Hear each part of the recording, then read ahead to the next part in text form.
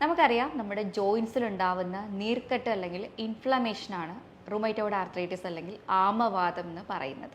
അപ്പോൾ നിങ്ങൾക്ക് ഇത്തരം പ്രശ്നങ്ങളുണ്ടെങ്കിൽ നിങ്ങൾ ട്രീറ്റ് ചെയ്യാനുള്ളത് ആദ്യം ഗട്ടിനെയാണ്. നിങ്ങൾ ഗട്ടിനെ ട്രീറ്റ് ചെയ്താൽ മാത്രമേ നമുക്കിതിനൊരു ഒന്നിനെ മാനേജ് ചെയ്യാനോ അല്ലെങ്കിൽ നമുക്കൊരു പെർമനൻറ്റ് ക്യൂറിലോട്ട് നമുക്കിതിനെ കൊണ്ടുപോകാനോ സാധിക്കുകയുള്ളൂ. ഉലുവ, എള്ള്, അതുപോലെ തന്നെ ഫ്ലാക്സ് സീഡ്, ചണവിത്തൊക്കെ നമ്മളെടുത്ത് നന്നായിട്ട് ഉടക്കി പൊടിച്ചൊരു കണ്ടെയ്നറിൽ സൂക്ഷിച്ച് 1 സ്പൂൺ നമ്മൾ ഡെയിലി വെള്ളത്തിൽ മിക്സ് ചെയ്ത് കുടിച്ചാലും മതിയാവും. അല്ലെങ്കിൽ പ്രീബയോട്ടിക് ഫൈബേഴ്സ് നമുക്ക് അവൈലബിൾ ആണ്. പിന്നെ റെഗുലർ ആയിട്ടുള്ളൊരു ചെറിയ എക്സസൈസ് ജോയിൻസിന് കൊടുക്കണം. അതായത് ഞാൻ നേരത്തെ പറഞ്ഞ പോലെ ഈ ഒരു റാപ്പ് ചെയ്ത് വെച്ചിട്ട് നമ്മളത് അഴിച്ചു മാറ്റിയതിന് ശേഷം ചെറിയ ജോയിൻസിനൊക്കെ നമുക്കൊരു ഫ്ലക്ഷൻ, എക്സ്റ്റൻഷൻ, റൊട്ടേഷൻ, ക്ലഞ്ചിങ് പോലുള്ള ചെറിയ ചെറിയ എക്സസൈസുകൾ ജോയിൻസിന് കൊടുക്കേണ്ടത് വളരെ അത്യാവശ്യമാണ്.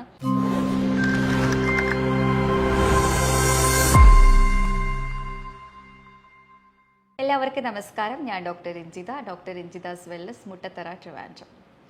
ആമവാദം അതായത് റുമറ്റോയ്ഡ് ആർത്രൈറ്റിസ് എന്താണെന്ന് നോക്കാം. നമുക്കറിയാം നമ്മുടെ ജോയിൻസിൽ ഉണ്ടാവുന്ന നീർക്കെട്ട് അല്ലെങ്കിൽ ഇൻഫ്ലമേഷനാണ് റുമറ്റോയ്ഡ് ആർത്രൈറ്റിസ് അല്ലെങ്കിൽ ആമവാദം എന്ന് പറയുന്നത്.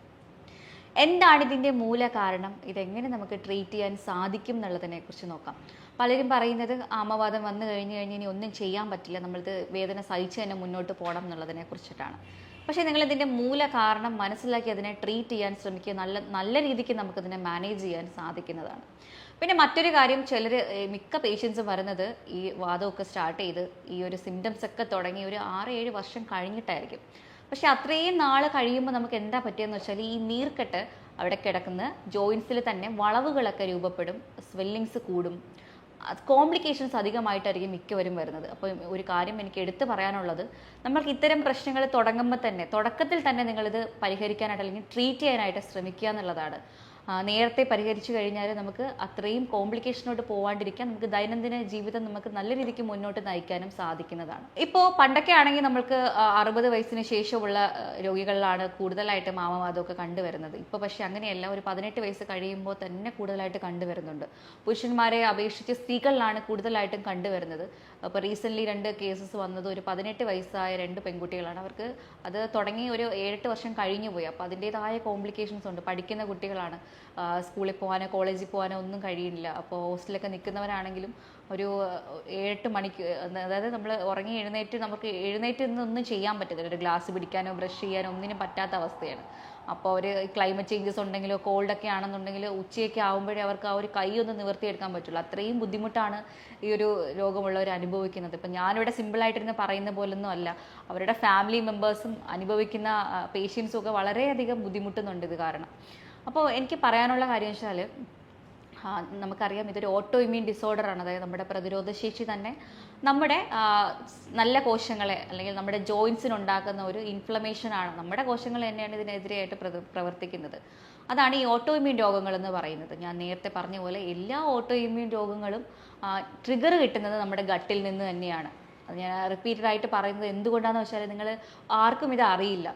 ശരിക്കും പറഞ്ഞ ഓട്ടോഇമ്യൂൺ രോഗം ഇത് നമുക്ക് ജനറ്റിക്കലി വന്നു പോയി, ഇനി നമ്മളിത് അനുഭവിച്ചേ പറ്റുള്ളൂ, ഇനി ഇത് സഹിച്ചേ പറ്റുള്ളൂ, വേദന കൊണ്ട് നടന്നേ പറ്റുള്ളൂ ഇതാണ് എല്ലാവരും പറയുന്നത്. പക്ഷെ നിങ്ങൾ മനസ്സിലാക്കേണ്ടത് ഇതൊരു ഓട്ടോഇമ്യൂൺ രോഗമാണ്. ഈ ഓട്ടോഇമ്യൂൺ രോഗങ്ങൾക്കൊക്കെ ട്രിഗർ കിട്ടുന്നത് നമ്മുടെ ഗട്ടിൽ നിന്നാണ്. അപ്പോൾ നമുക്ക് എന്താണ് ഇതിൻ്റെ മൂല കാരണം എന്നുള്ളത് നോക്കാം. കാരണം വെച്ചാൽ ഈ ഗട്ട് ടോക്സിസിറ്റി എന്ന് പറയും, അതായത് ലീക്കി ഗട്ട് ഒരു പ്രധാന കാരണമാണ്.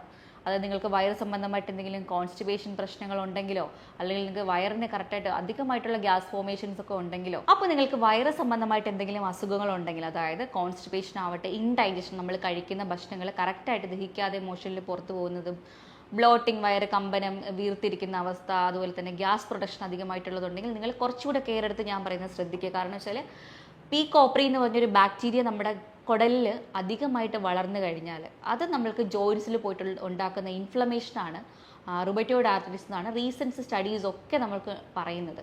നിങ്ങൾക്ക് ഗൂഗിളിൽ നോക്കിയാൽ നിങ്ങൾക്ക് മനസ്സിലാവും. P Kopri and rheumatoid arthritis എന്ന് അടിച്ചു നോക്കിക്കഴിഞ്ഞാൽ ഒത്തിരി സ്റ്റഡീസ് വരുന്നുണ്ട്. നിങ്ങൾക്ക് വായിച്ചു നോക്കിയാൽ എന്താണ് ഞാൻ പറയുന്നതിൻ്റെ കറക്റ്റ് കാര്യങ്ങളൊന്നും മനസ്സിലാക്കാം.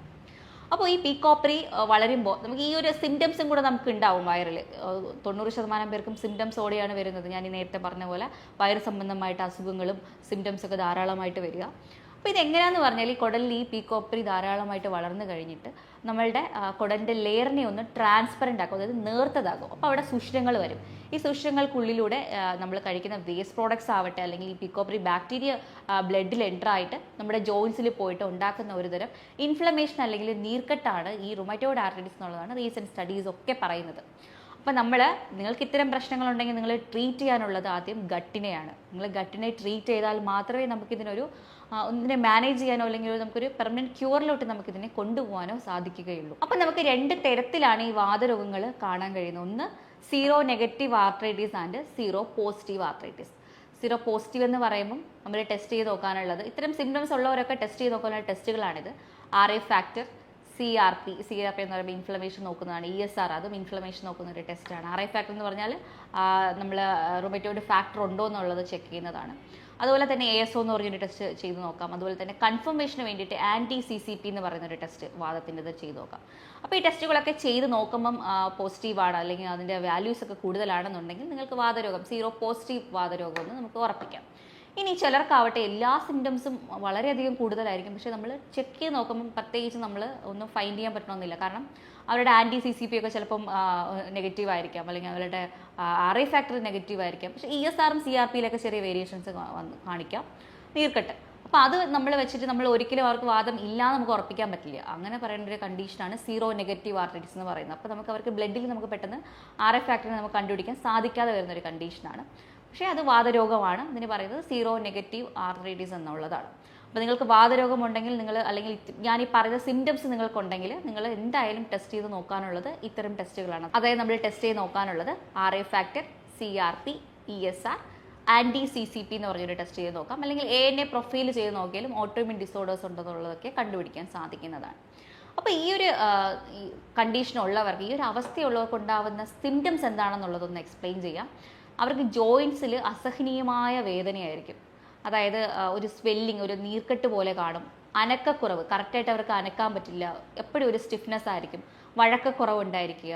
അല്ലെങ്കിൽ കുറച്ച് നാൾ കഴിയുമ്പോൾ ഈ ഒരു ജോയിൻസിൻ്റെ ഷേപ്പ് അങ്ങ് മാറും. അതായത് വളഞ്ഞു തുടങ്ങും, ജോയിൻസ് വളഞ്ഞു തുടങ്ങുന്ന ഒരു അവസ്ഥയിലോട്ട് മാറും. അതുപോലെ തന്നെ ഒരു റെഡ്നെസ് കാണും, ഒരു സ്വെല്ലിങ്സ് കാണും. അസഹനീയമായ വേദനയായിരിക്കും, അത് പറഞ്ഞറിയിക്കാൻ പറ്റാത്ത വേദനയായിരിക്കും. രാവിലെ എഴുന്നേൽക്കുമ്പോൾ ഭയങ്കര സ്റ്റിഫ്നെസ്. ഈ ചെറിയ ജോയിൻസിനൊക്കെ കൈകൾ മടക്കാൻ ബുദ്ധിമുട്ട്, അവർക്ക് ഗ്ലാസ് പിടിക്കാൻ പറ്റില്ല, ബ്രഷ് ചെയ്യാൻ പറ്റില്ല, രാവിലെ എഴുന്നേറ്റിട്ട് ഡോറിൻ്റെ വാതിൽ കുറ്റിയെടുക്കാൻ പറ്റില്ല. അങ്ങനത്തെ ഒരുപാട് പ്രശ്നങ്ങളാണ് ഈ ഒരു പ്രശ്നമുള്ളവർ ഫേസ് ചെയ്യുന്നത്. അപ്പോൾ നമുക്ക് ഇത് ഓരോ ദിവസം കഴിയുന്തോറും, അല്ലെങ്കിൽ നമ്മളിത് ശ്രദ്ധിച്ചില്ല എന്നുണ്ടെങ്കിൽ ഇതിൻ്റെ കോംപ്ലിക്കേഷൻസ് കൂടിക്കൊണ്ടിരിക്കും. അങ്ങനെ കോംപ്ലിക്കേറ്റഡ് ആയി വരുന്നതാണ് നമുക്ക് ജോയിൻസിലുള്ള വളവ്. പിന്നെ അവർക്ക് നടക്കാൻ പറ്റാതെ വരുന്നുള്ള അവസ്ഥകളൊക്കെ വരും. ജോയിൻസ് അങ്ങ് വളഞ്ഞു പോവും. പിന്നെ നമുക്ക് ശരിയാക്കാനും വലിയ ബുദ്ധിമുട്ടായിരിക്കും. മുട്ടിനെയൊക്കെ നോക്കിക്കഴിഞ്ഞാലും അറിയാം, ഒന്നും ചെയ്യാൻ പറ്റില്ല. വഴക്കക്കുറവ് കാരണം അവർക്ക് നീര് കെട്ടിക്കിടന്ന് ജോയിൻസ് വളഞ്ഞു പോവും. പിന്നെ നടക്കാനൊന്നും പറ്റാത്തൊരവസ്ഥ ഉണ്ടാവാറുണ്ട്. അതുകൊണ്ടാണ് ഞാൻ നേരത്തെ പറഞ്ഞത്, നമ്മുടെ സിംറ്റംസ് തുടങ്ങുമ്പോൾ തന്നെ നമ്മൾ ട്രീറ്റ് ചെയ്ത് ശരിയാക്കാൻ വേണ്ടിയിട്ട് നിങ്ങൾ ശ്രമിക്കേണ്ടത് വളരെ വളരെ അത്യാവശ്യമായിട്ടുള്ള ഒരു കാര്യമാണ്. അപ്പം നമ്മൾക്കിത് എങ്ങനെ ട്രീറ്റ് ചെയ്യാം എന്നുള്ളതിനെക്കുറിച്ച് പറയാം. ഇനി നിങ്ങൾക്ക് രാവിലെ എഴുന്നേൽക്കുമ്പോൾ മോർണിംഗ് സ്റ്റിഫ്നെസ് ഉണ്ടാവില്ലേ?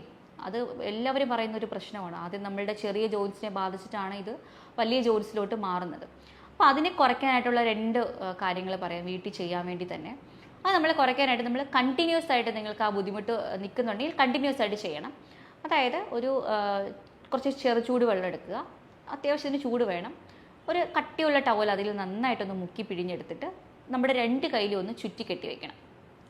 കെട്ടിവെച്ചതിന് ശേഷം ഒരു ഡ്രൈ ക്ലോത്ത്, അതായത് ഉണങ്ങിയ ഒരു ടവൽ എടുത്തിട്ട് അതിൻ്റെ മുകളിൽ വീണ്ടും ഒന്ന് ചുറ്റി വയ്ക്കുക. അത് ഈ ഒരു ചൂട് നമുക്ക് നിലനിൽക്കാൻ വേണ്ടിയിട്ടാണ് ഞാനിങ്ങനെ ഡ്രൈ കവർ ചെയ്യാൻ പറയുന്നത്. അപ്പോൾ അങ്ങനെ ചെയ്തിട്ട് ഒരു 20 മുതൽ അരമണിക്കൂർ വരെ വെയിറ്റ് ചെയ്യാൻ വേണ്ടി ശ്രമിക്കുക. എന്നിട്ട് നമുക്കിത് അഴിച്ചു മാറ്റാവുന്നതാണ്. ഇങ്ങനെ ചെയ്യുമ്പോൾ ഈ കോൾഡ്, അതായത് ക്ലൈമറ്റ് ചേഞ്ച് വരുമ്പോഴൊക്കെ, അത് നല്ല തണുപ്പുള്ള അന്തരീക്ഷമാണെങ്കിൽ നമുക്കിത് ഭയങ്കരമായിട്ട് കൂടാനുള്ള സാധ്യതയുണ്ട്. അപ്പോൾ അതുമൂലം ഉണ്ടാകുന്ന ബുദ്ധിമുട്ടുകൾ രാവിലെ നമുക്ക് കുറയ്ക്കാൻ വേണ്ടിയിട്ട് ഈ ഒരു കാര്യം ചെയ്യുന്നത് വളരെയധികം യൂസ്ഫുള്ളാണ്. അതുപോലെ തന്നെ പാരാഫിൻ വാക്സ് എന്ന് പറഞ്ഞൊരു ട്രീറ്റ്മെൻറ്റ്, അതായത് ഒരു തരം മെഴുകാണത്. അത് എല്ലായിടത്തും വാങ്ങിക്കാൻ കിട്ടും. ഈ ബ്യൂട്ടി ക്ലിനിക്സിലൊക്കെ യൂസ് ചെയ്യുന്നതാണ്, ഓൺലൈനിൽ നമുക്ക് വാങ്ങിക്കാൻ കിട്ടും. അപ്പോൾ ഈ പാരാഫിൻ വാക്സ് വാങ്ങിക്കുക. അതൊരു പെട്ടെന്ന് ഉരുകിപ്പോകുന്ന ഒരു തരം മെഴുകാണ്. അപ്പോൾ ഇത് നമ്മൾ എടുത്തിട്ട് നമ്മൾ 2 കൈകളും ഈ വാക്സിനുള്ളിൽ മുക്കി വയ്ക്കുക. മുക്കി കുറച്ച് സമയം, ഒരു 5 മിനിറ്റ് കഴിഞ്ഞ് നമ്മളത് എടുക്കുമ്പോഴത്തേക്ക് ഈ വാക്സ് നമ്മുടെ ജോയിൻസിലും കയ്യിലും മൊത്തത്തിൽ ഇങ്ങനെ പറ്റി പിടിച്ചിരിക്കും. ഇതിന് നമ്മൾ എന്ത് ചെയ്യണം? ഒരു ക്ലോത്ത് എടുത്തിട്ട് കെട്ടി വെക്കണം. അപ്പോൾ അതിലൊരു ഹീറ്റ് നമുക്ക് കിട്ടും, ആ വാക്സിൻ്റെ ഒരു ഹീറ്റ് നമുക്ക് കിട്ടും. അതൊരു 20 മിനിറ്റ് മുതൽ ഒരു അരമണിക്കൂർ വരെ, ഈ ചൂട് പോകുന്നവരെ, ചൂട് ഫീൽ ചെയ്യുമല്ലോ നമുക്ക്, അത് നഷ്ടമാവുന്നത് വരെ ഇത് കെട്ടിവെക്കാം. അതിനുശേഷം നമുക്കിത് അഴിച്ചു മാറ്റാം. ഇതൊക്കെ കണ്ടിന്യൂസ് ആയിട്ട് ചെയ്യേണ്ട കാര്യങ്ങളാണ്. അങ്ങനെ കണ്ടിന്യൂസ് ആയിട്ട് ചെയ്താൽ മാത്രമേ നമുക്കൊരു റിസൾട്ട് കിട്ടുള്ളൂ ശരിക്കും പറഞ്ഞാൽ. അപ്പോൾ ഈ ഒരു 2 കാര്യങ്ങൾ നിങ്ങൾ വീട്ടിൽ ചെയ്യാൻ വേണ്ടി ശ്രമിക്കുക. ഇനി നമുക്ക് ഈ ഒരു ഗട്ടിനെ ക്ലിയർ ചെയ്യാനുള്ള കാര്യങ്ങൾ എന്തൊക്കെയാണെന്ന് പറയാം. അതിൽ പ്രധാനമായിട്ട് നമ്മൾ വയറ് ക്ലെൻസ് ചെയ്യാതെ നമ്മൾ ഡിവോമിംഗ് ഒക്കെ ചെയ്തതിന് ശേഷം ഈ ഒരു പ്രോട്ടോക്കോൾ തുടങ്ങണം. അതിൽ ഡയറ്റും വരുന്നുണ്ട്, അതുപോലെ നമ്മൾ കഴിക്കേണ്ട കുറച്ച് കാര്യങ്ങൾ വരുന്നുണ്ട്. കുറച്ച് ഹെബ്സുകൾ, ഈ ബൊസ്വെല്ല പോലത്തുള്ള ഹെബ്സുകൾ അടങ്ങുന്ന ടാബ്ലറ്റ്സുകളുണ്ട്, അത് നമ്മൾ എടുക്കുന്നത് വളരെയധികം ഗുണം ചെയ്യും. അതുപോലെ തന്നെയാണ് പ്രോ ആൻഡ് പ്രീബയോട്ടിക്സ്. പ്രോബയോട്ടിക്സ് അറിയാമല്ലോ, നമ്മൾ ഈ പീക്കോപ്രി എന്ന് പറഞ്ഞാൽ വളരെ ബാഡ് ആയിട്ടുള്ള ഒരു ബാക്ടീരിയ ആണ്. അതിൻ്റെ ഓവർ ഗ്രോത്ത് കുറയ്ക്കണം എന്നുണ്ടെങ്കിൽ നല്ല ബാക്ടീരിയസ് കൊടുത്താൽ മാത്രമേ സാധിക്കുകയുള്ളൂ. അതിന് വേണ്ടിയിട്ട് പ്രോബയോട്ടിക്സ് നന്നായിട്ട് കഴിക്കുക. പ്രോബയോട്ടിക് ക്യാപ്സ്യൂൾസ് ഇന്ന് അവൈലബിൾ ആണ്, അത് നമുക്ക് കഴിക്കാം. അല്ലെങ്കിൽ നാച്ചുറലി നമുക്ക് യോഗട്ട്, കേർഡ് എന്നൊക്കെ നമുക്ക് എടുക്കണമെങ്കിൽ അങ്ങനെ കഴിക്കാം. പ്രീബയോട്ടിക് ഫൈബർ വളരെ ഇമ്പോർട്ടൻ്റ് ആണ്. കാരണം നമുക്ക് പ്രീബയോട്ടിക് ഫൈബർ ഇട്ടാൽ മാത്രമേ ഒരു ക്യൂറിലോട്ട് നമുക്ക് കൊണ്ടുവരാൻ പറ്റുള്ളൂ. കാരണം എലിമിനേഷൻ, വയറിനെ ക്ലെൻസ് ചെയ്യണം എന്നുണ്ടെങ്കിൽ പ്രീബയോട്ടിക് ഫൈബർ വളരെ അത്യാവശ്യമാണ്. അതിന് വേണ്ടിയിട്ട് നമ്മൾ വീട്ടിൽ നമുക്ക് വേണമെങ്കിൽ പ്രീബയോട്ടിക് ഫൈബർ ഉണ്ടാക്കുകയൊക്കെ ചെയ്യാം. അതിന് വേണ്ടിയിട്ട് കുറച്ച് സീഡുകൾ, അതായത് ഉലുവ, എള്ള്, അതുപോലെ തന്നെ ഫ്ലാക്സ് സീഡ്, ചണവിത്തൊക്കെ നമ്മളെടുത്ത് നന്നായിട്ട് ഉടക്കി പൊടിച്ചൊരു കണ്ടെയ്നറിൽ സൂക്ഷിച്ച് 1 സ്പൂൺ നമ്മൾ ഡെയിലി വെള്ളത്തിൽ മിക്സ് ചെയ്ത് കുടിച്ചാലും മതിയാവും. അല്ലെങ്കിൽ പ്രീബയോട്ടിക് ഫൈബേഴ്സ് നമുക്ക് അവൈലബിൾ ആണ് വാങ്ങിക്കാനായിട്ട്, അത് നമുക്ക് എടുക്കാവുന്നതാണ്. സോല്യൂബിൾ ഫൈബേഴ്സ്, അതാണ് ഞാൻ ഉദ്ദേശിക്കുന്നത്. അതുപോലെ തന്നെ ആൻറ്റി ഇൻഫ്ലമേറ്ററി പ്രോപ്പർട്ടീസ് ഉള്ളത് omega-3, അത് നമ്മൾ ആഡ് ചെയ്യാൻ വേണ്ടി ശ്രമിക്കണം. ചില പേഷ്യൻസിന് അത് 1000 അല്ല 2000 വരെ കൊടുക്കേണ്ടി വരും. 2 എണ്ണം വെച്ച് ഡെയിലി കൊടുക്കേണ്ടി വരും, അത് കഴിക്കേണ്ടി വരും. മാത്രമല്ല വൈറ്റമിൻ ഡി വളരെ ഇമ്പോർട്ടൻ്റ് ആയിട്ടുള്ളൊരു കാര്യമാണ്. നമ്മൾ വീക്ക്ലി ഒൺസ് വെച്ചിട്ട് 60,000 ഡോസ് കൊടുക്കും. അത് റിപ്പീറ്റ് ചെയ്തൊരു 2 months എടുക്കണം. പിന്നെ നമ്മൾ ഡോക്ടറെ കൺസൾട്ടേഷനോടെ നമ്മൾ മന്ത്ലി ഒൺസോ മന്ത്ലി ട്വൈസ് ഒക്കെ നമ്മൾ കണ്ടിന്യൂ ചെയ്യേണ്ടി വരും. 60 തന്നെ വൈറ്റമിൻ ഡി മെയിൻറ്റെയിൻ ചെയ്യാൻ നോക്കണം. ഈ വാതരോഗമുള്ളവർ ഇടയ്ക്ക് ഒരു 6 മാസത്തിൽ ഒരിക്കലെങ്കിലും വൈറ്റമിൻ ഡി ഒന്ന് ചെക്ക് ചെയ്ത് നോക്കേണ്ടത് അത്യാവശ്യമാണ്. അത്രയും കാര്യങ്ങളൊന്ന് ചെയ്യാൻ വേണ്ടിയിട്ട് ശ്രമിക്കുക. അതുപോലെ തന്നെ ഡൈജസ്റ്റീവ് എൻസൈംസ് വളരെ ഇമ്പോർട്ടൻ്റ് ആണ്. അത് ദഹനരസങ്ങൾ കറക്റ്റായിട്ട് കൊടുത്തു കഴിഞ്ഞാൽ നമുക്ക് ഇൻഡൈജഷൻ പ്രശ്നങ്ങളൊക്കെ ക്ലിയർ ചെയ്യാൻ സാധിക്കും.